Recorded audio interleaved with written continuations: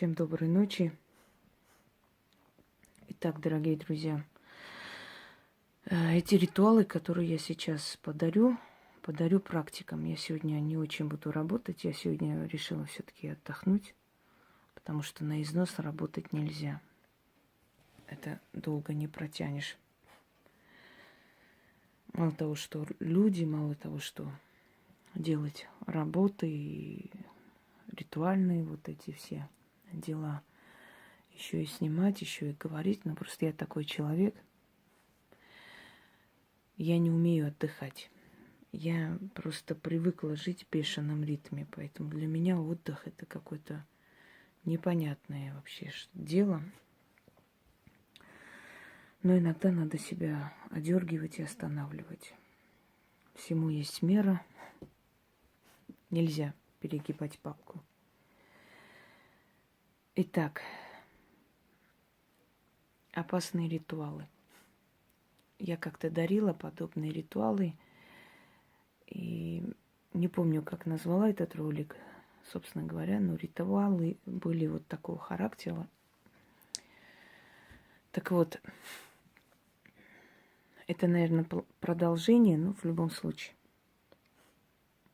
Итак, дорогие друзья, это в основном порчи. Это испробованные порчи, это очень рабочие, очень сильные, поэтому приблизиться к ним обычному человеку не рекомендую вообще. Некоторые мне говорят, не очень умные люди. Вот вы выставляете, кто-нибудь возьмет, сделает себе же хуже. Потому что такие ритуалы, практики, у которых меньше 10 лет практики, вообще трогать не должны и подходить не должны. А кто сделает себе же хуже. Кто вам сказал, что силы какие-то непонятные энергии, и они выполняют все, что им скажут? Нет, они разумны. И не каждому они подчиняются, и не каждого позволительно портить, и не каждому позволительно это делать. Кроме того, ведьмы, как разумные создания, не просто наводят порчи абы кому попало, а заслуженно. Потому что наведение порчи отнимает огромное количество сил, и ведьмы прекрасно знают, что нужно просто довести уже, чтобы это случилось.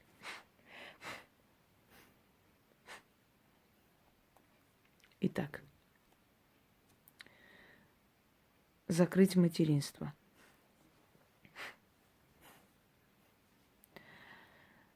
Берем 13 новых рюмок, 13 кусков черного хлеба, 13 красных роз и 13 благовоний. Можете там тыкнуть в землю, Пуся, это он храпит. Можете взять приспособление. Я не должна вас учить, как работать с кладбищем, если вы работаете. Есть определенные тонкости, которые знают только практикующие люди. Вот они и знают. Всем остальным я говорить не собираюсь и не буду. Потому что кто практикует, тот и так знает. Налили водки, поставили. Сверху черный хлеб. Свеча не нужна. Зажечь благовоние и на каждой могиле прочитать. После уйти. Закрыть материнство. Иди, дым, соберись воедино. Заклинаю мертвяками, чтобы имя не родила. Иди, дым, иди по миру, иди, а ты, имя, навек не роди. Самаэль, князь тьмы, исполни сие заклятие. Вручи ей от меня бездетности проклятие. Ключ, замок, язык. Заклято. И уходить.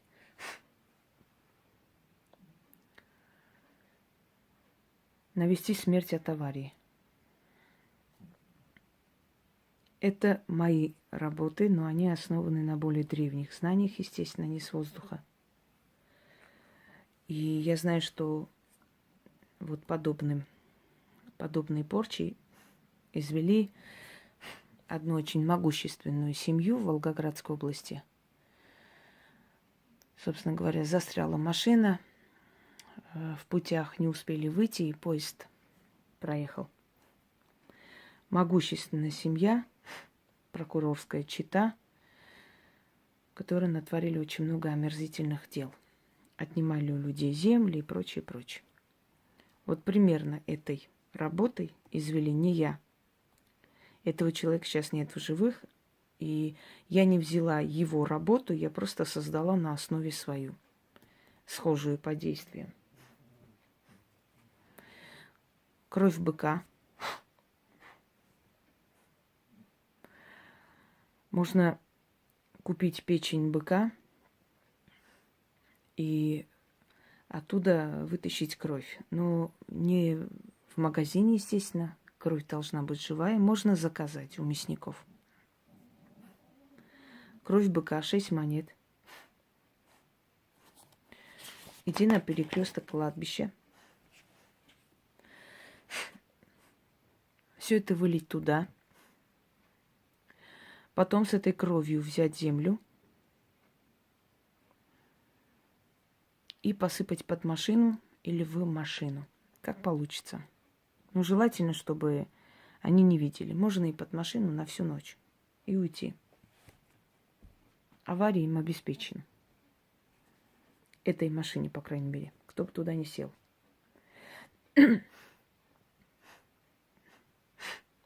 С кровью родился или родились имена. От крови и смерть прими.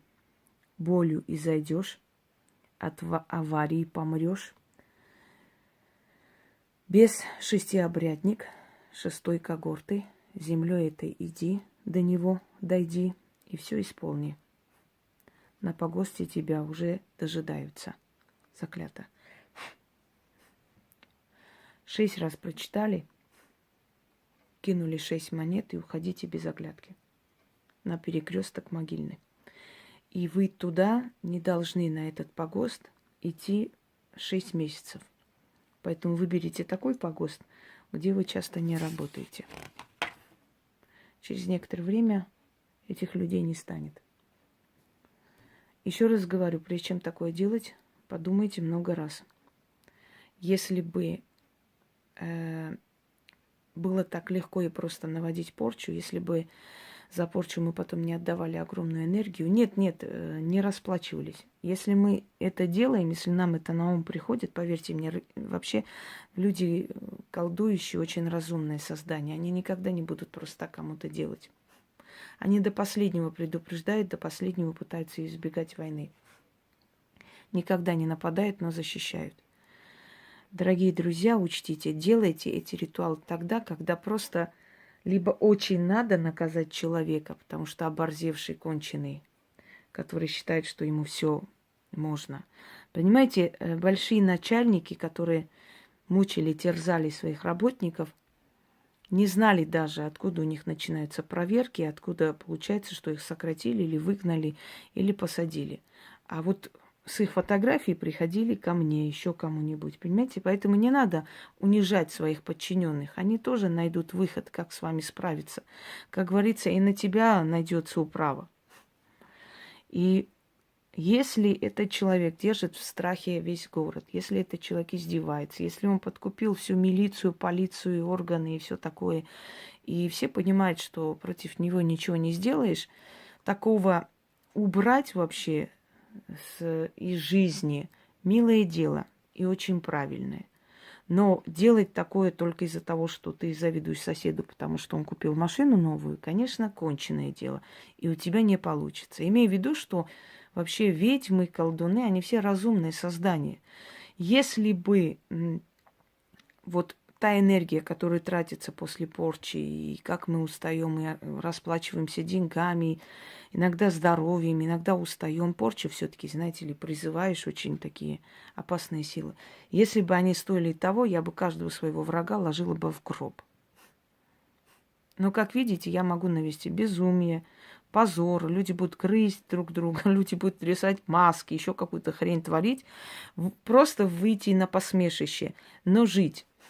Потому что если каждого валить, а не стоит того, скажите, разве их смерть настолько важна для меня, чтобы я тратила такую огромную колоссальную силу? Зачем? Я снимала не зря же, убить или не убить, вот в чем вопрос. Понимаете? Там сказано, почему, нужно или нет это все. Далее.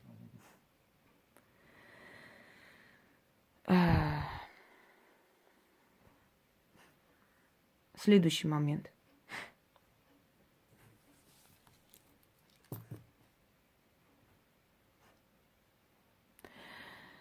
Если в доме мужчины, которые, скажем так,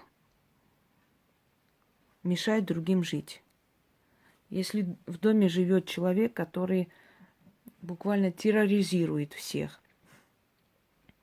Если есть семья, которая, ну, скажем, не дает житья другим людям, да, людям более мирным и прочее, прочее. Одним словом, если нужно навести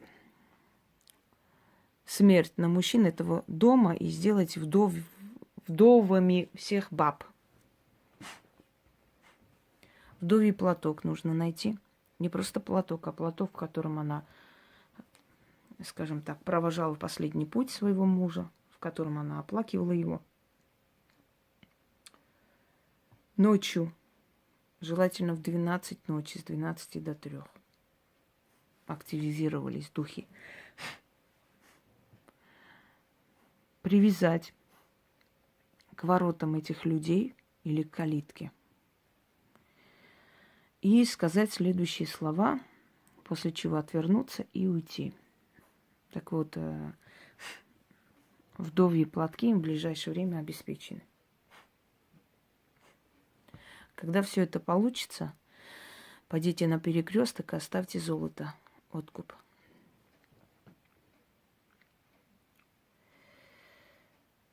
Вдова в черном платке слезы проливала, мужа хоронила. Так и в этом доме.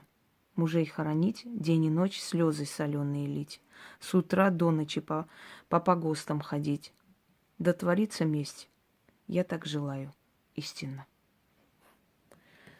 Можно 1 раз сказать, для верности можно 6 раз сказать, со всей злостью, и уйти. Опять же, делают ведьмы. Если приходит человек и заказывает порчу, рассматривает, насколько эта порча справедлива. Разбить семью на карты.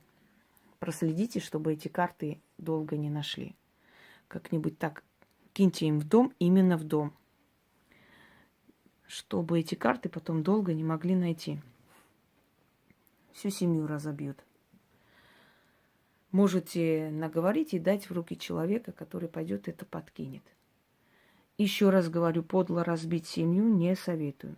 Но если это семья, ну, например, ко мне обращалась женщина, которая, значит, попросила эту порчу и подкинула через подругу своей дочери.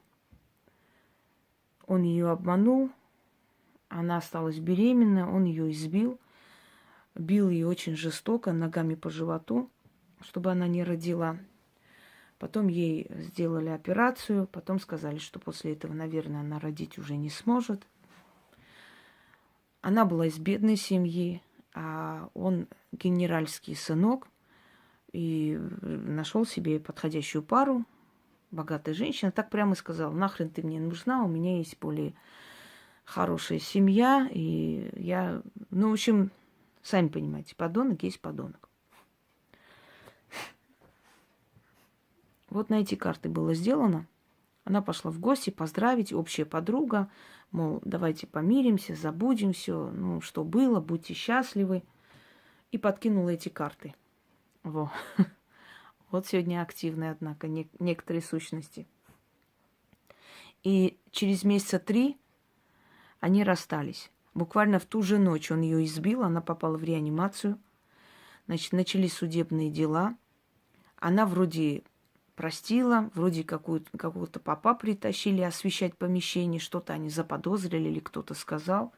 Потом снова избиение. В общем, он безумно себя вел, там такие вещи. В общем, еле-еле эту девушку спасли родители. И был жуткий скандал. Потом пытались этот дом продать, поделить, потому что родители двух сторон этот дом им подарили. Одним словом, получилось. Так вот, если есть такой случай, когда человек недостоин счастья, пожалуйста, карты оставляем на могиле парой на ночь. Заройте, закройте и уходите. На следующий день, забирая, оставляем откуп, водку, блины, сладости, причем разворачиваем конфеты, я думаю, говорить не надо. Зажигаем свечу, своими словами благодарим покойников за помощь и забираем карты. На карты ночью с 12 часов до 3 заговариваем, заворачиваем черную материю и отдаем в руки человека, который, собственно говоря, их подкинет. Снять надо с колоды, да. Даже на кладбище, когда вы положите, с колоды снимите, чтобы она сильнее пропиталась этой смертоносной силой.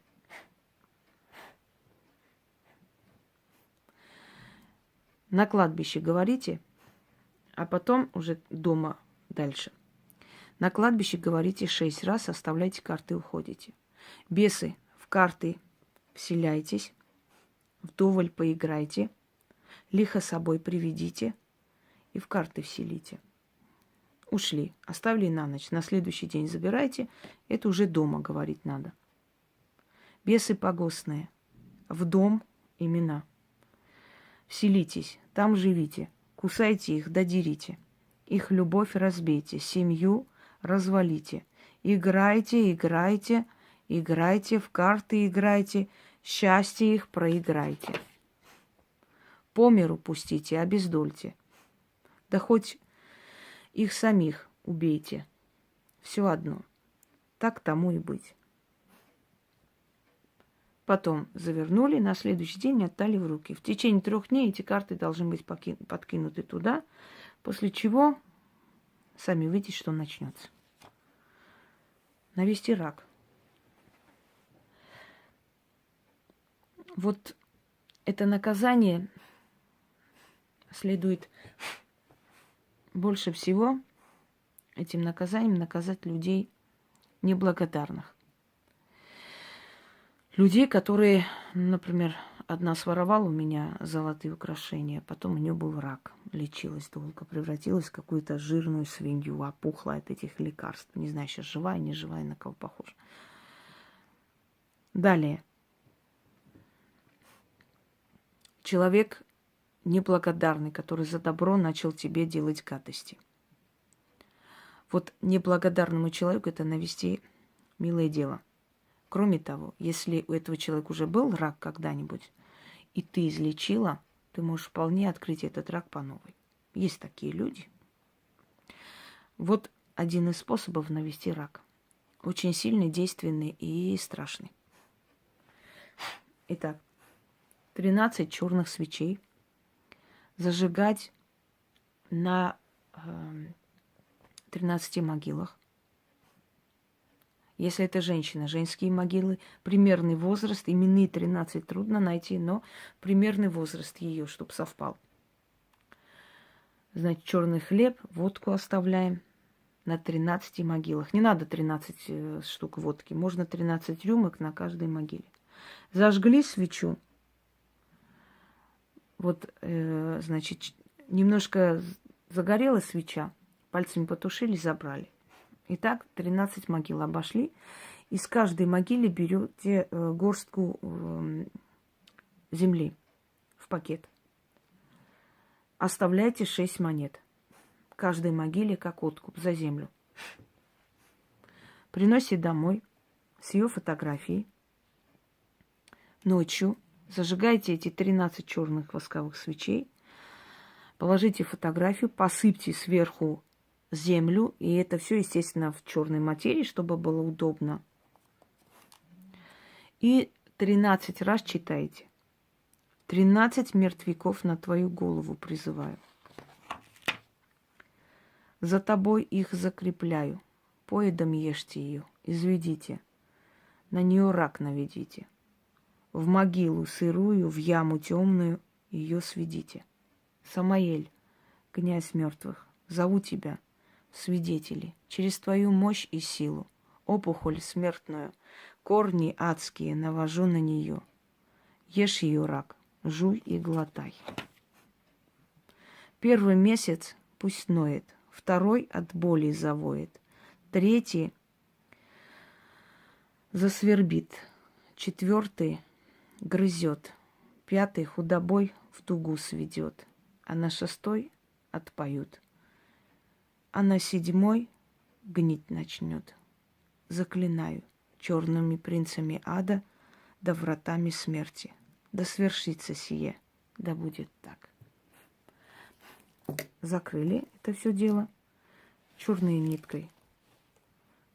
Связали сверху. Вернитесь на кладбище и закопайте на кладбищенском перекрестке. Оставить водку, плеснуть чуть-чуть на землю. И мясо. Это действие должно проходить после 6 вечера всегда. Не раньше. Потому что после 6, уже когда начинает темнеть, и тьма вступает в свое царство, и духи более активны, и лучше получается. Кому-то покажется это жестоким, а я вам повторяюсь, ведьма без умения и способности наказывать людей, достойных этого наказания, похожа на львицу без зубов и когтей. Любой человек, который ни за что тронет ведьму, должен знать, что расплата будет очень жестокой и страшной. Любой. Она не тот человек, который будет всем подряд просто делать зло. Никогда. Но если она делает вам добро, а вы в ответ зло, она имеет и моральное право, и силу вам отомстить. Поэтому, дорогие друзья, те, кто практики, не беритесь за это, если вы не знаете, не умеете, если хотя бы есть малейшие сомнения. Те, которые не имеют отношения к магии, не смейте это трогать, иначе вам же будет хуже, вас же и накажут за вашу дерзость и наглость. И прежде чем такое делать, взвесьте все за и против. Есть более легкие методы наказания, запугивания, после чего человек от вас отстанет. Но если вы чувствуете, что, знаете, иногда специально это делают, прям идут на таран, то нужно, знаете, ради чести мундира здесь сражаться. Если таким людям дадите спуску, сама магия, сама сильная, то есть сила тьмы, вас накажет за то, что вы даете слабину, и за то, что вы за нее не заступаетесь. Поэтому, если вы не имеете отношения к магии, не спешите судить ведьм. Если бы не боялись ведьм, их бы сожрали, их бы использовали по полной программе. Только страх останавливает людей. Боятся, значит, уважает. Всем удачи. Удачного колдовства, я бы сказала. А всем остальным осторожно. Осторожно, мы опасные люди. Осторожно. Вы не смотрите, что мы с вами говорим, любезничаем. Мы очень хорошие друзья и очень страшные враги. Единственное условие, чтобы ведьма никогда вас не трогала, это не трогать ее. Вот и все. Это за добро не отвечать злом. Это не быть неблагодарной свиньей. Это не делать ей больно. Это не дразнить ее и намеренно специально не выводить, чтобы потом не было очень страшно и ужасающе. Всего хорошего.